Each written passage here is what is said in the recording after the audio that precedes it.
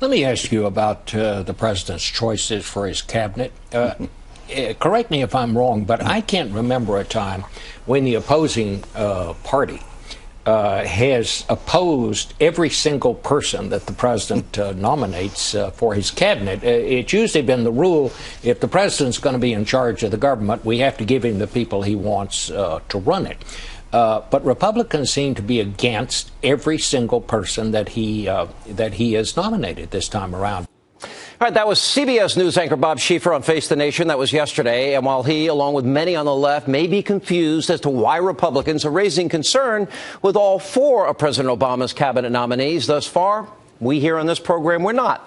I want to clear this up for Bob Schieffer and the rest of the liberal media. We'll start with the nomination of John Brennan, a CIA director, who said we should not call terrorists jihadists. Oh, really? Listen.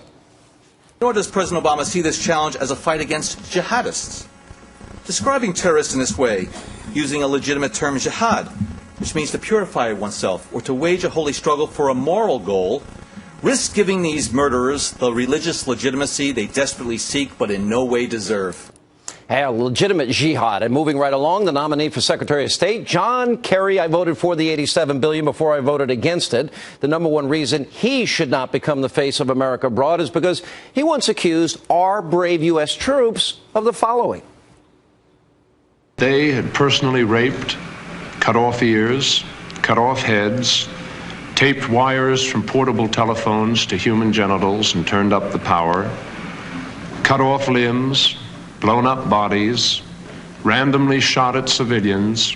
By the way, he did a similar thing in the Iraq War. And then there's Chuck Hagel, the nominee for Defense Secretary. And with his rocky past on Iran, well, it's no wonder that this choice is being questioned. For example, July 2001, he voted against extending sanctions on the country. In 2007, he voted against calling the Iranian Revolutionary Guard a terrorist group. July 2008, he recommended establishing a U.S. diplomatic mission in Tehran. And in his book in 2008, he suggested the U.S. could live with a nuclear Iran. And last but certainly not least, the nominee for Treasury Secretary, Jack Lew, Mr. John Hancock himself, who falsely claimed the Obama budget would not add to the debt. Listen. Senator, I think it's an accurate statement that our current spending will not be increasing the debt.